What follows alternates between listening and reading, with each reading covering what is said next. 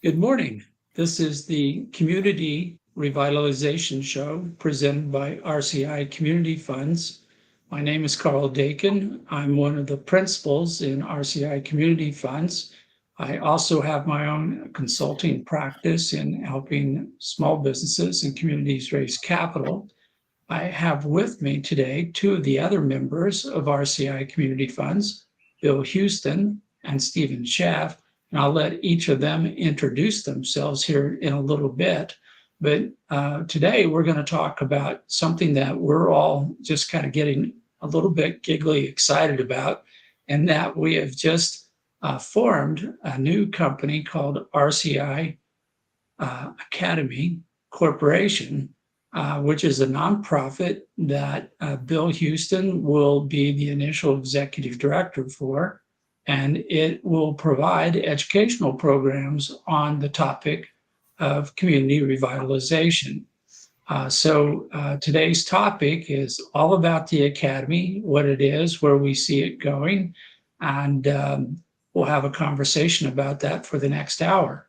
Now, this is a live stream show. It's interactive, which means that people can listen in and participate by making comments or asking questions. We invite anyone who would like to do so to say hello, announce that they're there and watching. But if you have a question about the Academy or anything else that we're planning to do with RCI Community Funds, just let us know, and we'll be happy to get into that. So we're going to go to Steve next, since he's the co-host for this morning, meaning that he and I have equal merit, whatever that means. And so, Steve, please share a little bit about yourself and then what you see the role is in RCI Community Funds before we make Bill the featured guest for this morning. All right, very good. So once again, it's good to see everyone, and good morning, and all that good stuff here.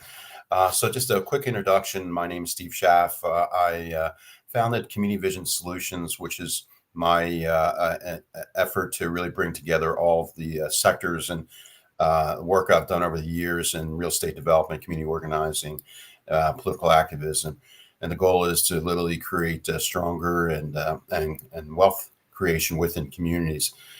So this year, I had the great pleasure of teaming up with other collaborators, Carl and Bill, and a couple of others. We created the RCI Community Funds to aggregate our experience and networks to help bring capital, the fuel to our ultimate goals. And out of that, the Community RCI Academy was a natural progression to set up a nonprofit, because we'll be working with a lot of nonprofits. And frankly, a good part of our RCI agenda is education and, in essence, non,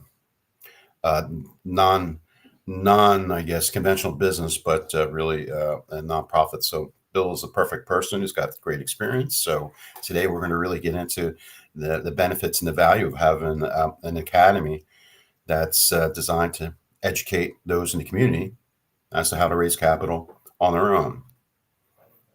Okay. So Bill, I guess that tees you up to talk for the whole rest of the hour, but we'll ask you questions from time to time to give you a chance to breathe and so forth. But Bill, tell us a little bit about yourself, what you do for what we currently call your daily bread and butter, and then we'll get into the Academy and our planning and what we think we can accomplish with that. Yeah, absolutely. Thank you for all that road. I will definitely take that and run with it, Carl. I appreciate that. Yeah, my name is Bill Houston, and I'm the founder at CrowdMax. CrowdMax is a investment in real estate crowdfunding strategy consulting agency. So what I do is I work with founders and issuers who are either business owners or real estate developers with the goal of using regulation crowdfunding to raise capital. So what I do is number one, I get them up and going on a particular offer, and what that looks like. Then I put together, strategies based on some of their digital assets that they have and marketing assets. I create those strategies and I walk them through the process. I do some content creation for them. Um, and on occasion, I will actually manage the whole marketing of the campaign. So a lot of times what I find is that when people want to raise capital, um, they really don't know what the process looks like. And so one of the things that I've created to kind of help them through that process is a document, and that document is called "Are You Ready to Crowdfund?" And that asks some really hard questions because I like to tell people that crowdfunding saves a lot of time and money. Because if you're not ready to crowdfund, there's no sense in really jumping into that until you prepare yourself, to be what I like to call crowd fit. And I'm going to stop at crowd fit so you can ask me a question because I could go on for days about that. Yeah, sure.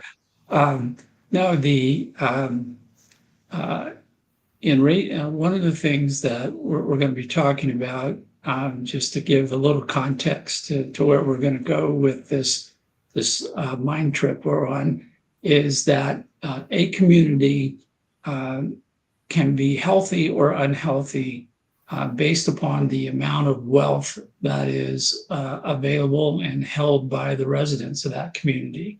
So this is like going to your doctor for an exam, and the doctor says, "Well, I think your cholesterol is too high, or whatever is too low." In this case, there are a lot of communities out there across the United States. According to the Census Bureau, there's 72,000 plus communities that are historically distressed. But there are a lot more, potentially over 250,000 communities that consider themselves kind of left behind. They have not had the prosperity that we've seen in most other communities for reasons often beyond their control. Local businesses closed, or jobs went away, or some other thing happened. And the next thing you know, they're behind and struggling to catch up.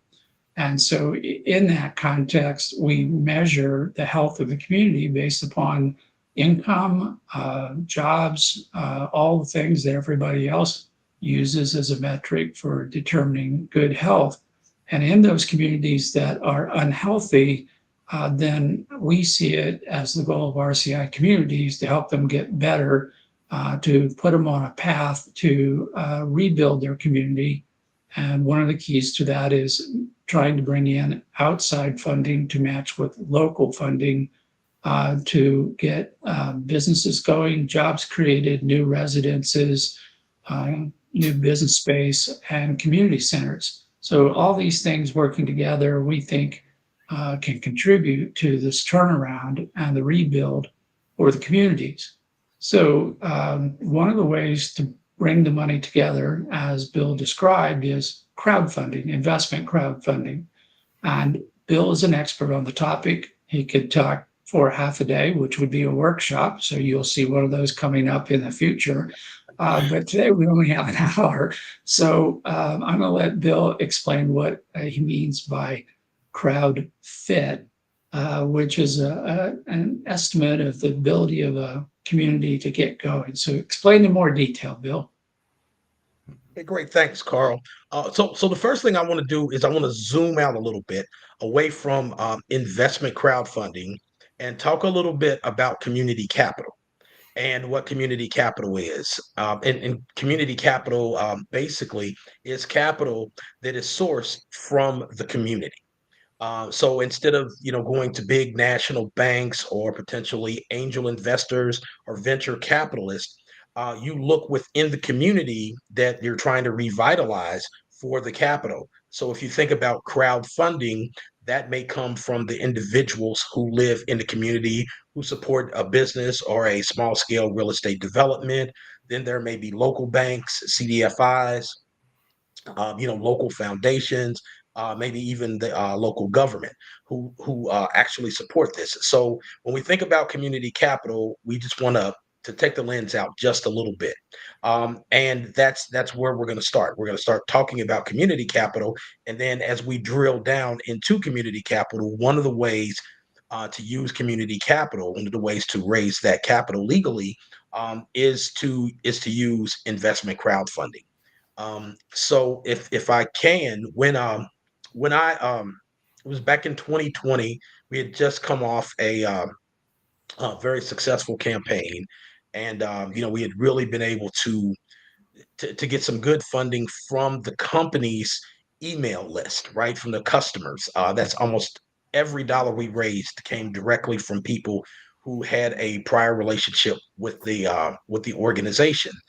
So at the time, I started working with the American Dream Marketplace. The American Dream Marketplace was a partnership between a tech company called TagFi and the National Black Chamber of Commerce. I started working there as the executive director to build a platform, and you can think of that platform as a Black LinkedIn for small Black businesses that worked with the National Black Chamber of Commerce. So access to capital was the number one issue that we had there. So what I did was I started talking about investment crowdfunding, and we looked at that, and as we continued to look at that, I started to notice that most of the businesses, they needed a capital injection, but they weren't ready to get that capital injection through crowdfunding. So what I did was I started to aggregate all the people that I talked to and create a strategy that I called the Crowd Fit program. And that Crowd Fit program was pre-crowdfunding, right? And the goal there was to help you start building a crowd, help you start engaging with that crowd, understanding what you needed to be ready to actually crowd fund, right? So hit the ground running. The average time between an issuer finding out about crowdfunding and actually starting to crowdfund is 14 to 18 months. So if you're not ready to do that, 14 to 18 months and to pay someone, consultant, a strategy consultant, if you're not prepared to do that, which you probably aren't, if you're raising capital through crowdfunding, then I would suggest that you take the time getting crowd fit. So that's where the crowd fit program came from. And, we started working with the American Dream Marketplace, implementing that crowd fit program. We actually got a mention in the Wall Street Journal about the program and our efforts to help these companies become um, ready to actually get investment crowdfunding. And what we discovered was that an outcome that we didn't expect, and that was that we strengthened these businesses, especially from the marketing, promotional, and business development side, right? So, in order to be crowd fit, you have to really drill down into what your numbers are. You have to look at your marketing and your marketing assets. You have to look at your business and business planning. So, we found the crowd fit program to be a really powerful tool for businesses who are looking to raise capital. But even if you don't raise capital, that crowd fit program is really good for small businesses and startups. Okay, good. So, Bill, one of the priorities. Go ahead, Carl. No, go ahead. So, one of the priorities of the RCI Community Fund is to help work in partnership with and find good opportunities within communities and create a coalition or collaboration. Our main role, of course, is between all of us. We have extensive access and experience in putting capital together, including, of course, your expertise in crowdfunding.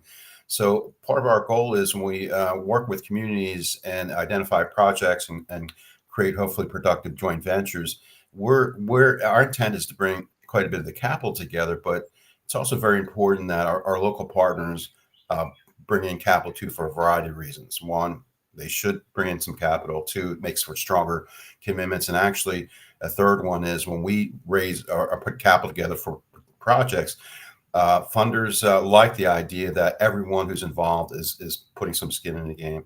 So my question to you is, so what's the difference with what does the Academy do that's a little bit different than, say, your for-profit community crowdfund max agenda, where you provide plenty of education to small business and whatnot? What's the difference between that side and what we're trying to do with the Academy? Yeah, great question, Steve.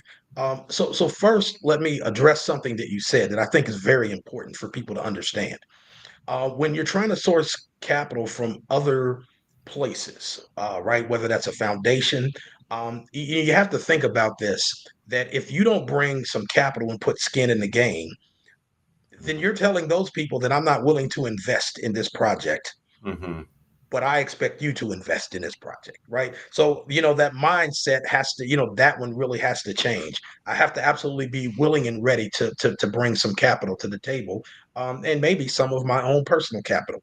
But with the academy, with the RCI Academy, what we're looking to do is we're looking to train the trainer, right? Initially. So what's going to be really important about what we do and what we bring to these communities is, again, as Steve said, our emphasis is on collaboration, right? We're not riding in on the white horse to save the day. We're Hmm. coming in to work with you to help to develop, your community, revitalize your community, bring in some investment dollars, but also have the ability to help catalyze investment dollars, right? So what we focus on is training community organizers, local nonprofits, and faith-based organizations, the trainers. So our goal is to train them first in community capital, what community capital is, how you can implement community capital, then some of the strategies of community capital, which we mentioned, investment crowdfunding is going to be the mechanism that we're going to use, and also why financial activism is important. Hmm. And I'm going to spend a little time here, very little, Carl, but just a little time here, and that is financial activism is really important for people to understand that the money is already in these communities. People are spending this money. People have a place to live. People wear clothes. People eat, right? So, all these things people are already spending the money for. And when we think about and talk about community capital and financial activism, what we're really talking about is realigning how we spend the dollars that we're already spending. And we're talking about spending those dollars within the community. And, that may initially be a small investment in a store in the community, in a service provider in the community, in developing some real estate in the community. So, what's the benefit there? The benefit is that now, as an investor, right, not a donor, not a contributor, but as an investor, you have a financial benefit tied to the success of that business or that project, whatever it is. I mean, so changing that mindset from getting my money and taking it somewhere else to spending it, to investing some of my money and then putting that money into businesses that I have some type of security in, right? Whether it's debt, whether it's a revenue share, or whether it's an equity share in that particular company. So, what we want to teach people with the RCI Academy is about community capital as a tool, but as a mindset, we want to talk about that financial activism. How do I start to take control of my community? How do I start to implement these community capital strategies? Come together, build community, work together as a community, is one of the things I think is really important. And I'm stealing this from Brian Becken. He said at an event in Vermont many years ago, at an NC3 event. Brian said, "Nothing has to be changed to start doing this. To start using community capital, there is not a single law that needs to be changed. Hmm. There's no lobbying that needs to be done. You just need the education and then the implementation of it. And that's where we are going to be very different as the RCI Academy, because we're going to come in with the information, the education, and then the next step, right, is the implementation, and that's where the RCI Community Funds come in. So, we're kind of bringing the whole ball of wax there for people. So, I'm really excited about this and about the opportunity to engage with these communities and help to change not only their mindsets but their activities and the way they spend their money. Hmm. Yeah, so let me do this before I ask Bill where he's got his white horse, because I haven't seen it yet. That we have a guest in the audience this morning, Don Cohen is with us. There he is. Don is another business advisor who I work with and is planning to work with RCI Community Funds and actually with the individual communities as we go forward to use shows like this on LinkedIn for us to share information with the public as we're doing today about community revitalization. But as we drill down into specific topics, as we start working with individual communities, LinkedIn Live may provide a common source of information, become like the local newspaper that everybody used to read every day, but it's no longer published, and it's published somewhere over there and has little or nothing to do with the local neighborhood. So thanks, Don, for being with us this morning. Thanks for listening in. Look forward to working with you in the future.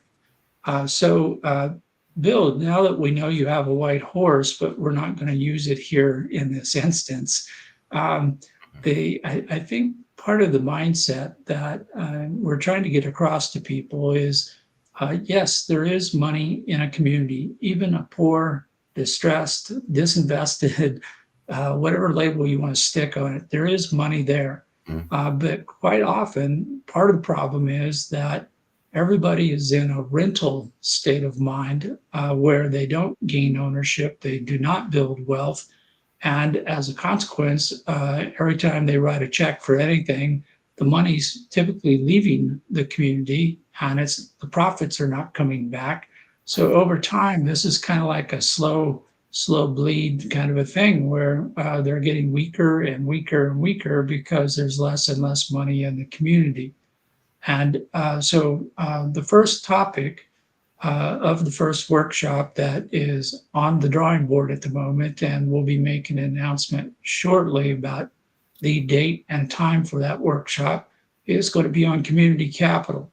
And I think you're right, Bill. I think that it's not just the content, but it's a mindset that we're trying to achieve. That'll be the outcome of working with and through the community and other people who support the efforts that we're working on to try to figure out how can we help the community not only keep the money it already has, how can it build wealth and move the community forward.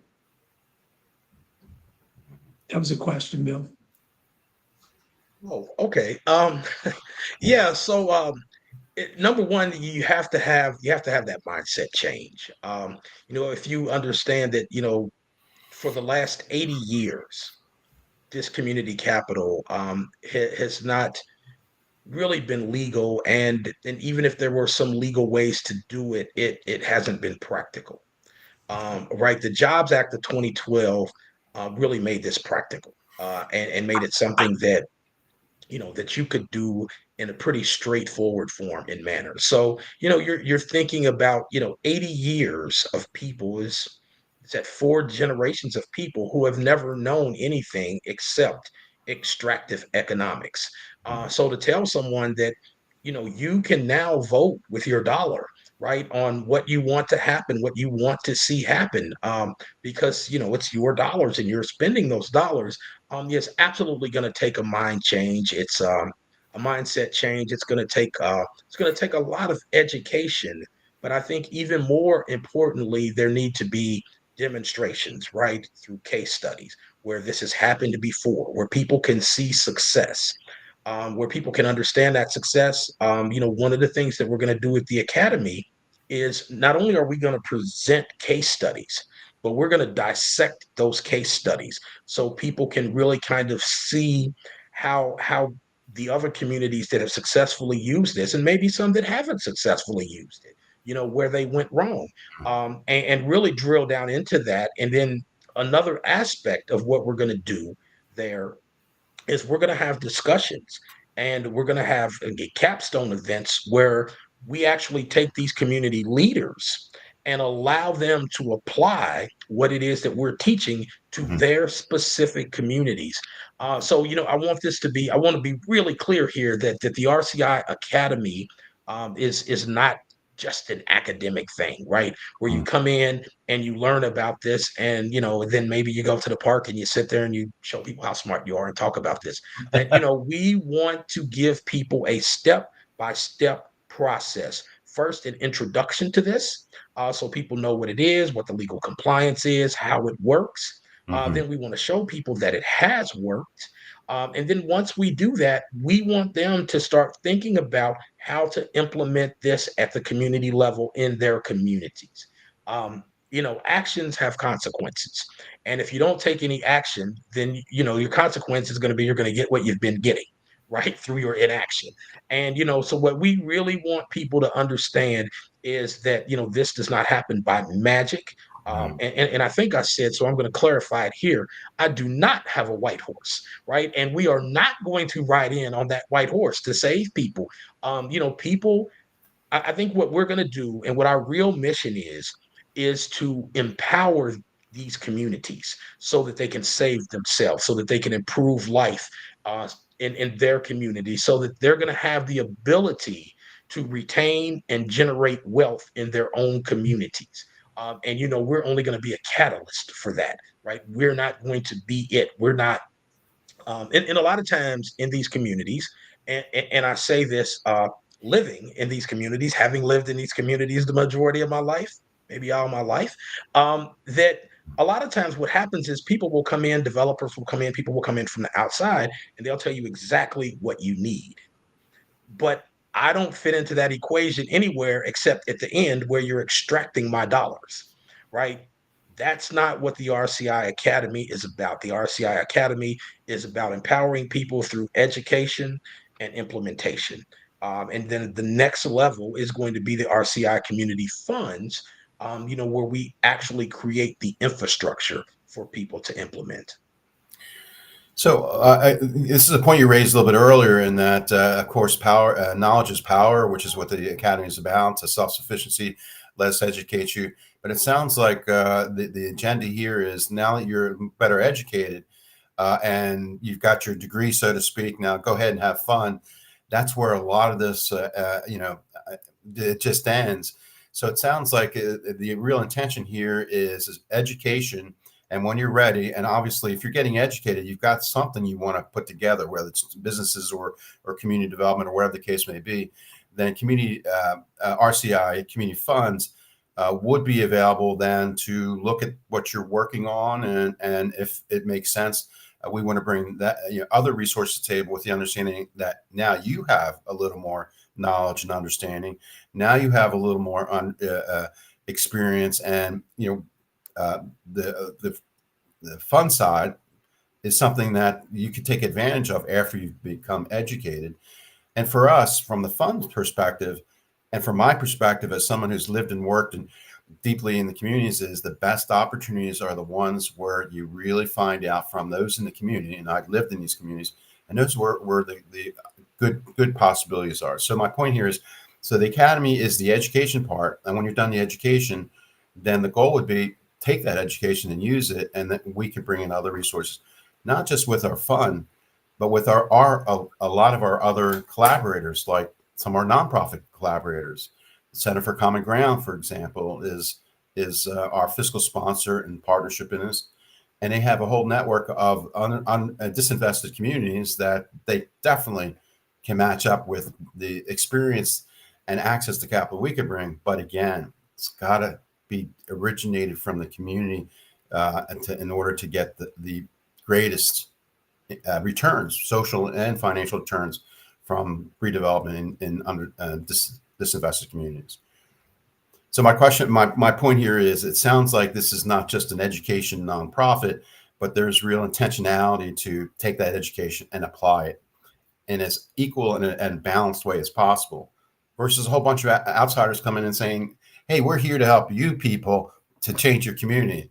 That is not a way to do this process.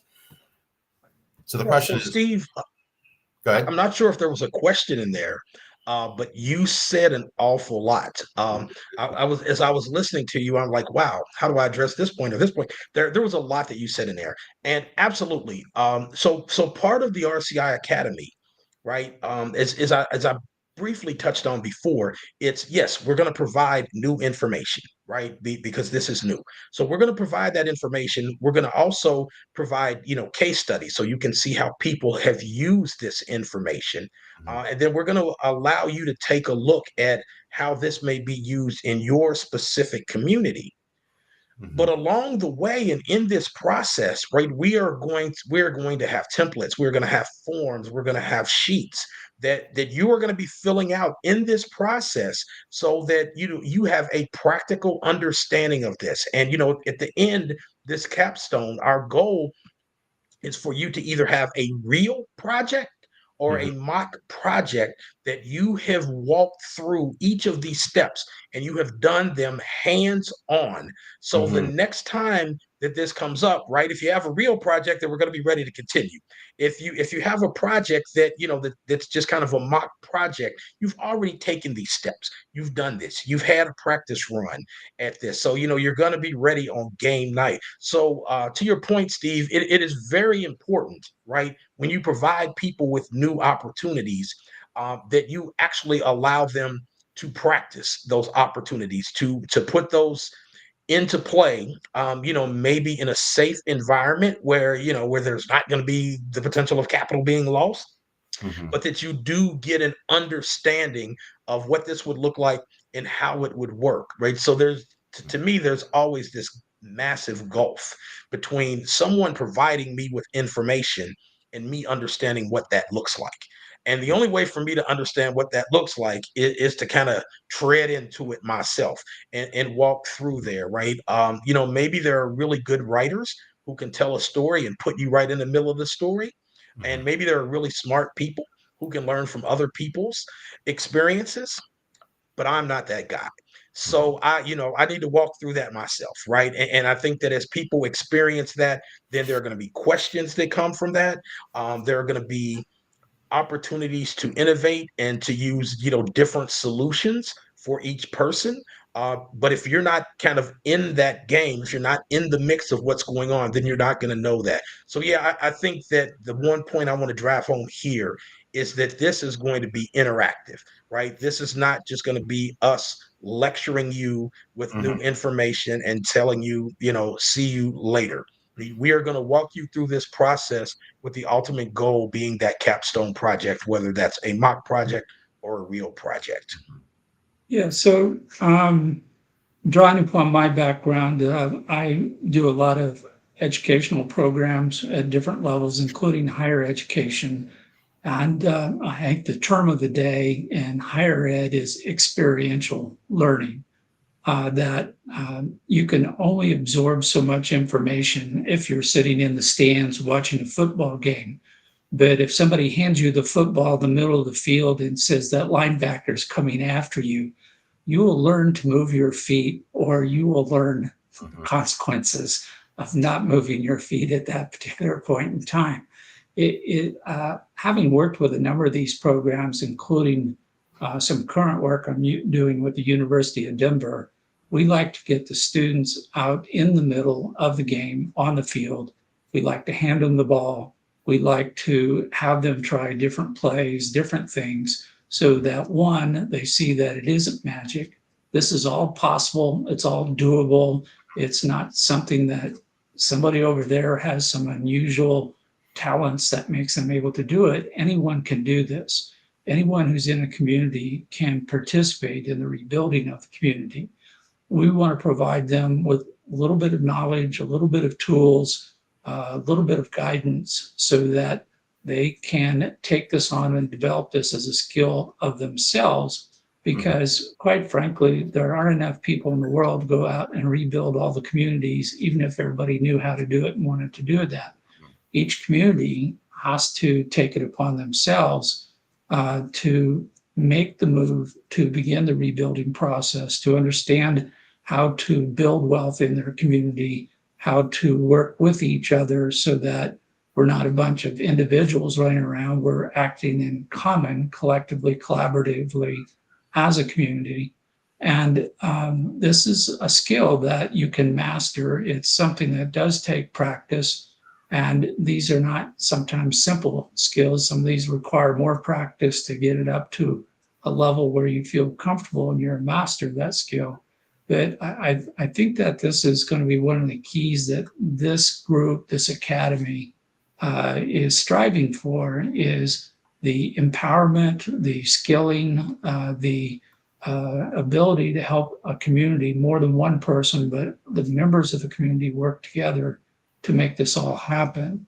So, Bill, you're going to be teaching the first course, so you're going to be wearing all the hats on that particular day, where you're the executive director of the academy. You're also the current director until we get some more directors on board, but you'll be the instructor.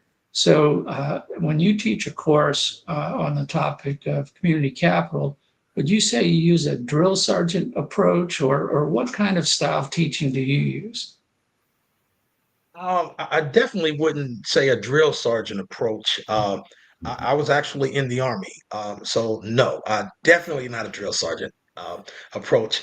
What's interesting is I've had the opportunity to work with Fund Black Founders, where we took 45 businesses through, the Fund Black Founder program. I had the opportunity to work with Rutgers University at the CrowdFit program, with the CrowdFit program, in collaboration with them, in an accelerator that we did. So what I've learned from that, and what I've been able to take away from that, is it's about engagement, right? It's about building relationships with the people who you are talking to, who you're instructing, right? So just to kind of go back to the drill sergeant example, uh, now I'm not sure what the military is like anymore, what the Army's like, but then there was no relationship. Well, there was a relationship, but the relationship wasn't mutual at all, right? The drill sergeant told you what to do, and you did that, with no question. So what I've learned, is it's important to demonstrate that the information, that you are tactically proficient, right, with the information, and then to work with people as individuals, because what happens is you start to build a relationship, and you build this relationship of trust, and people feel like they can talk to you. If someone asks you a question and you scream at them and bite their head off, probably not going to ask you another question, and then anyone who's watching is probably not going to ask a question. And so I don't go by that method, and that's not really my style. So I like to have open conversation. um, I like to allow people to ask questions in the moment, unless they would, really be interrupting something, because they may forget that point, right? And that may be a really important point. And a lot of times, people are hesitant to ask questions. So the person who will step up and ask a question could be helping the entire cohort to learn, right? Because maybe everyone has that question, and they're just not brave enough to ask that question. So yeah, my style is definitely a style where I want to build a collaborative relationship with the people in the cohort, so that they trust that they can ask a question. If I don't know the answer to a question, I will tell them that. I will not try to BS them with that, and I'll tell them that I don't know the answer to that, and I will get back to them, with the answer, because for me, trust is really important in that collaborative relationship, as you're providing new information to people in an accelerator or a cohort like situation. If people don't trust you, if they don't like you, then it's going to be more difficult. So I try to be really open with people in the process. Well, I think that's great. I think that shows that your kind and gentle touch on the instruction, means that everyone should feel welcome to participate in the course. We're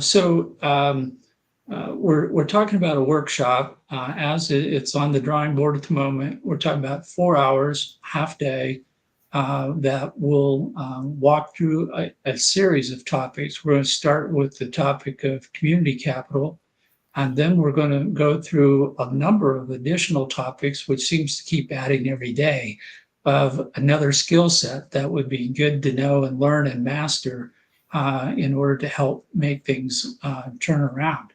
And so we're talking about investment crowdfunding, we're talking about community engagement, we're talking about economic planning for rebuilding process. We're going to be talking about all kinds of topics, which are all important and all contribute to this whole concept of getting a community moving in the right direction and accumulating more wealth rather than giving up wealth so that they can build themselves up over time. So with that, we're also going to be charging a fee because we have decided that even though it's a nonprofit, it needs to be economically sustainable. So we are going to be charging a fee for this course, and we're going to be giving discounts to our partners. And we're also going to be out seeking scholarships from foundations where they can put up the money so those who might otherwise not be able to afford the course can sit in on the course and get the training. So these are all common elements of these types of programs, but it also demonstrates that it's a commitment to give you deep, rich, immersive experience. This is not a drive-by type of educational program. It's not going to be academic where we're going to talk about things and never get down to the realities. I think, Bill, that you're going to do a great job in expressing to the attendees of these workshops everything they need to know about community capital. So with that, my face disappeared from the screen momentarily, but I did this yesterday. I'll let Steve ask a question while I switch cameras back to the one I was on before. I'll ask a more direct question. That is, who's the audience? Who should be participating? Who would benefit from what the Academy offers? Great question, Steve. So initially, as I said before, we're looking at starting this process at training the trainer to train. So we're looking at community organizers, the people who are out there on the ground trying to make those changes happen, who are organizing people, local nonprofits, again, who are on the ground, the leaders or, someone from those organizations who's going to be able to take this information in faith-based organizations as well. And our goal is to train those people to take this information back to their organizations, to help them better understand community capital, what it means to be empowered, what financial activism is and how it works.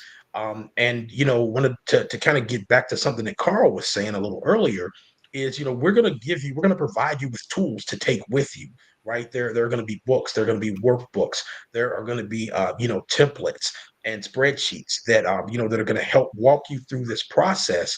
And, remember also that it's very important to know this is that you have already walked yourself as one of the trainers, as that target audience, you have walked yourself through this process.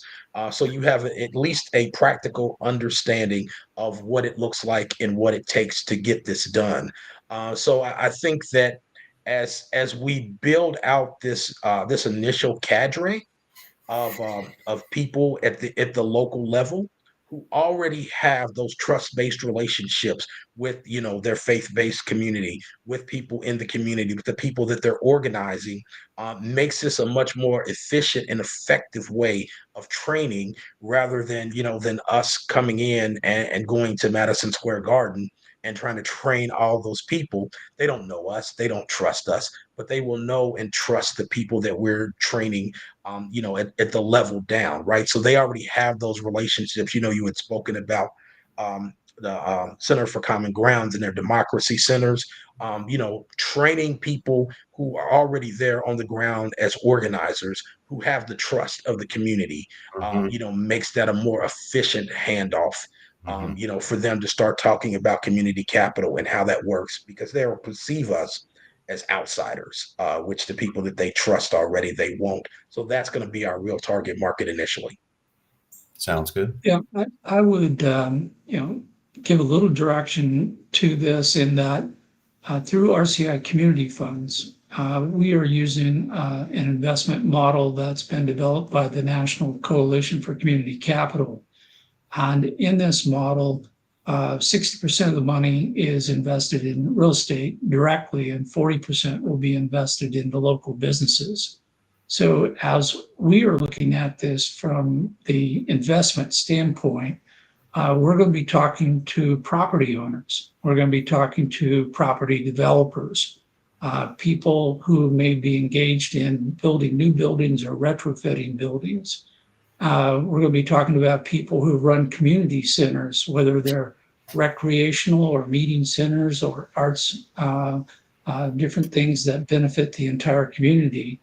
And anybody who holds any of these positions, they're in a community and they would like to be part of this program that we put together in a community with the investment, they should consider also participating in these kinds of courses, because it will help them better understand how their individual role integrates with everybody else in the community to achieve this larger outcome that we're talking about.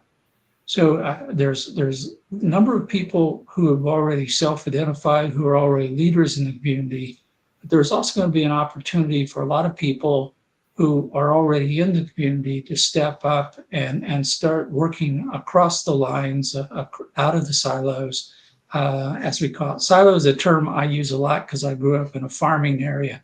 I'm not sure how well it's understood in an urban area, but it basically means sometimes we kind of get caught in our own lane of a highway, and we don't realize there's 4, 5, 10 other lanes that we can move into or exchange positions with or team with to achieve a common goal. So we'll be looking for not only the people who are already standing up and moving forward, but we're also going to be recruiting people who are in the community who think it's time for a change and are in a position to help contribute to where we want to go.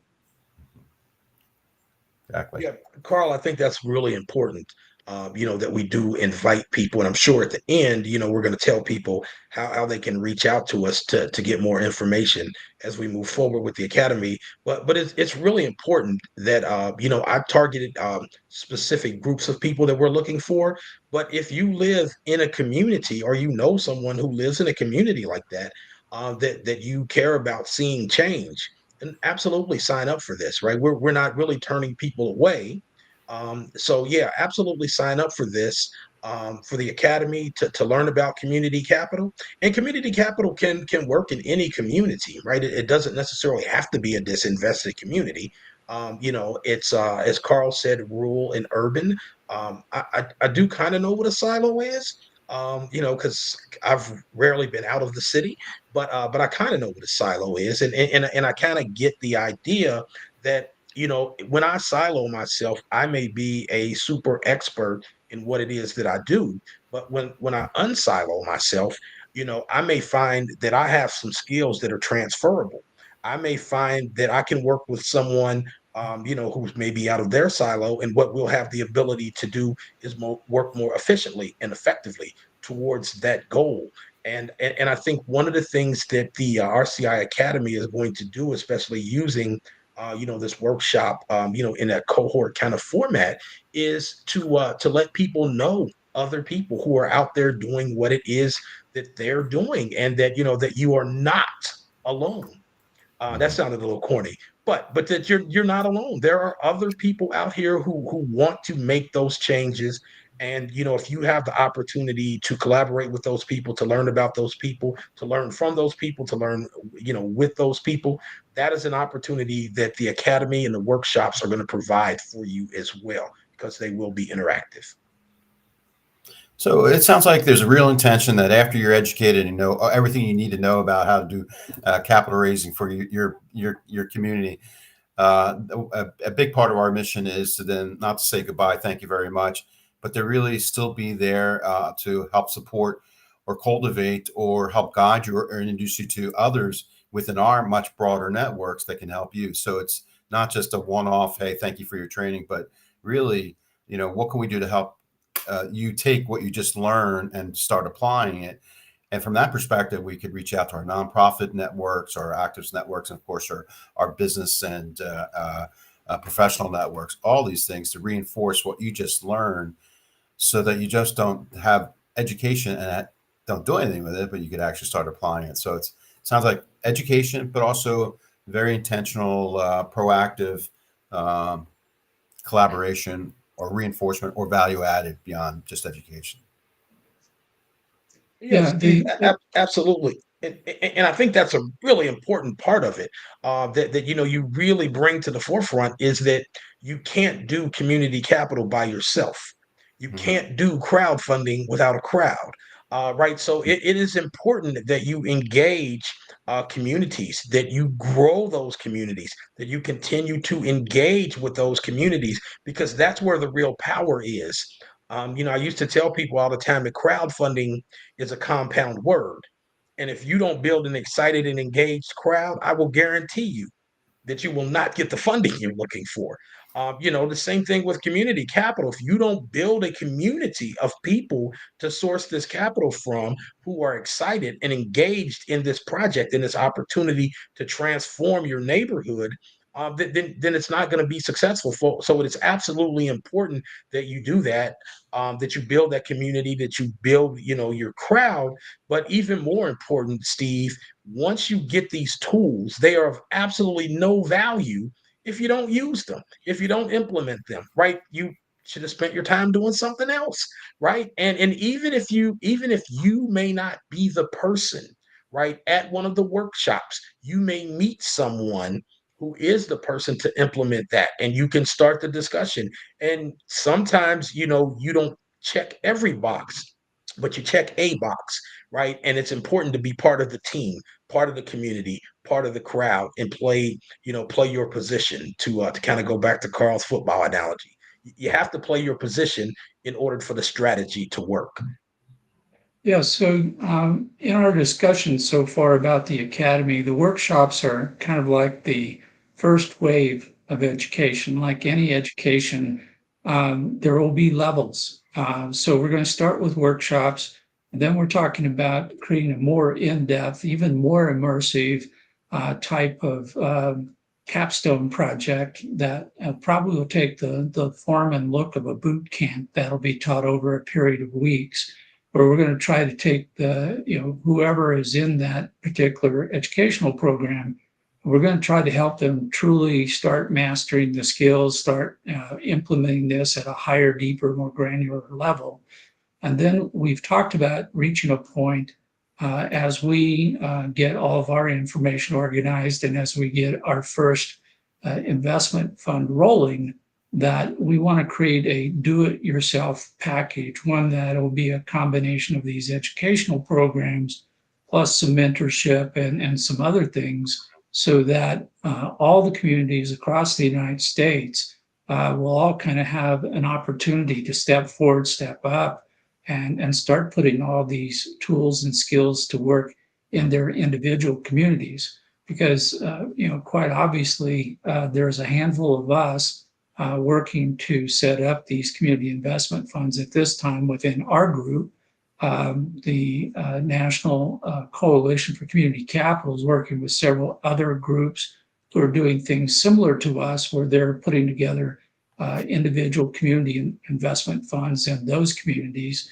But to get to 250,000 communities, we need something we can scale, something that we can do that will allow more people to participate out of the gate. And that's where the academy comes into play.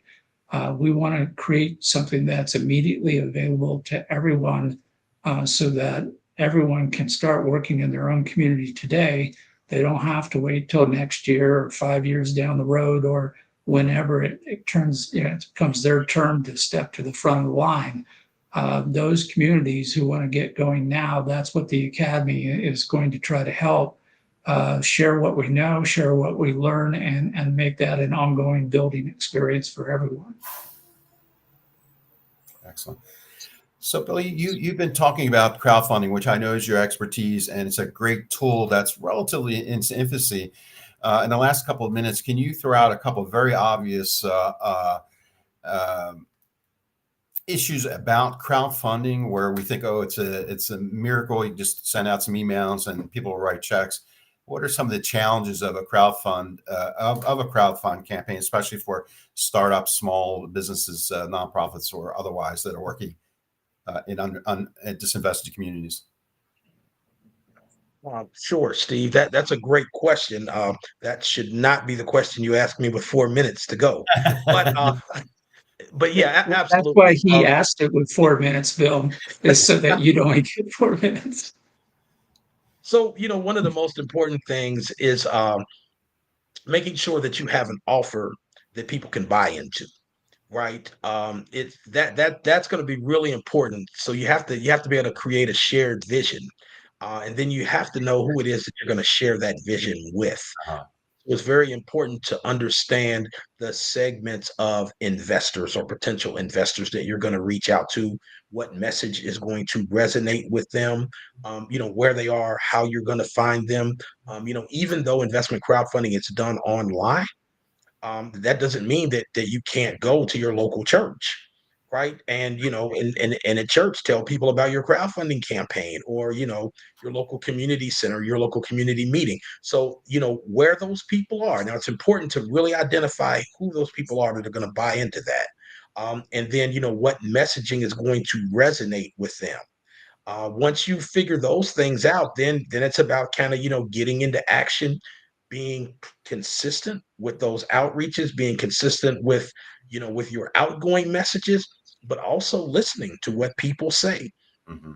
um, you know, maybe what someone says to you is a suggestion that you can implement that can, help you change your offer. Maybe it's not. But listening to people, having a dialogue with people, because remember, this is your crowd, your community, your tribe, whatever term you choose to use. You're not the dictator here, right? You're the person who is going to implement, the idea that you're striving to perfect, right? Now, you never get to perfection, but you are striving to perfect that.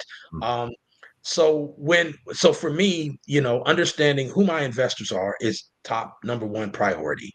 What it is that they're interested in and how they're going to buy in and what messaging um, that's going to resonate with them, is number two. And then actually doing the outreach to people in the form of a dialogue. One of the powerful parts about social media, when you think about it, is that social media allows you to have a one-to-one conversation with people, but it's one to many also. So, you want to be really strategic about the conversations that you have on social media, understanding that, yes, I am speaking directly to an individual, but also there may be a crowd of people who I am speaking to as well. So that's a Yes. So, quick answer to a very long uh, yeah. issue. Tune in or attend the workshops for full answers. So go ahead, Carl. Yeah, so RCI Community Funds is acting as a sponsor and supporter of the RCI Academy Corporation. So for the moment and the near future, anyone seeking information about the Academy should go to the RCI Community Funds website, where I've displayed its URL at the bottom of the screen here. And we are, as a for-profit entity, committing a percentage of our profits as an ongoing contribution to the RCI Academy. And this is both a demonstration of our support and our recognition of the importance of having a nonprofit engaged in this type of educational activity, so that more people will have greater access to this type of information and more communities can start the transformation process. So with that, any last comments, questions for the audience today that you want to leave with anybody, Bill? One thing: build an excited and engaged crowd or community, or you will not get the funding you're looking for. Steve? Direct advice, straight to the point. And that's what you'll learn with the Academy. These hours go by Yes. very quickly, by the way. Yes. So that's the end of our hour this morning on the Community Revitalization Show. We thank everybody in the audience for being with us today. If you were unable to see the show live, it will be posted up on LinkedIn and YouTube, where you can see a recording at a later time. And we will be getting out information very shortly on the first course on community capital that will be offered in a workshop format by the RCI Academy. So we look forward to a lot of you being in attendance in that workshop. And we'll talk to you all in 1 week. Thanks, everybody.